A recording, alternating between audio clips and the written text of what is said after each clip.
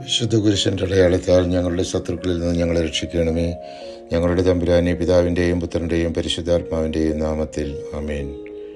മോശ കർത്താവിനോട് തന്നെ കാനാൻ ദേശത്തേക്ക് പ്രവേശിക്കാൻ അനുവദിക്കണമെന്ന അപേക്ഷ കർത്താവ് നിരസിച്ചു.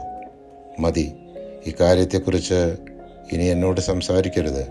പിസ്ഗായുടെ മുകളിൽ കയറി കണ്ണുകളുയർത്തി പടിഞ്ഞാറോട്ടും വടക്കോട്ടും തെക്കോട്ടും കിഴക്കോട്ടും നോക്കി കണ്ടുകൊള്ളുക.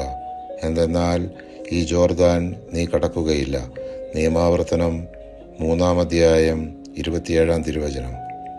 മോശ ഇസ്രായേൽ ജനത്തോട് വിശ്വസ്തത പാലിക്കാൻ ആഹ്വാനം ചെയ്തു.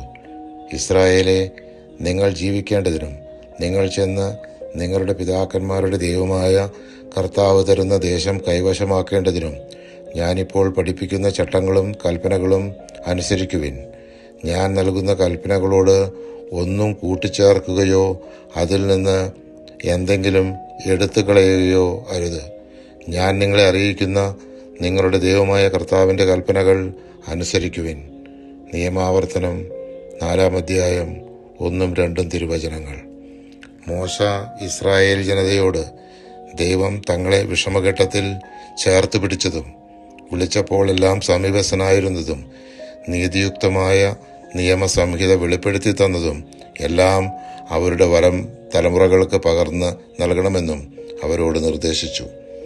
തൻ്റെ ഉടമ്പടി അവിടുന്ന് നിങ്ങളോട് പ്രഖ്യാപിച്ചു. നിങ്ങളോട് അനുഷ്ഠിക്കാൻ അവിടുന്ന് ആജ്ഞാപിച്ച 10 കൽപ്പനകളാണിവ. 2 കൽപ്പനകളിൽ അവിടുന്ന് അവ എഴുതി.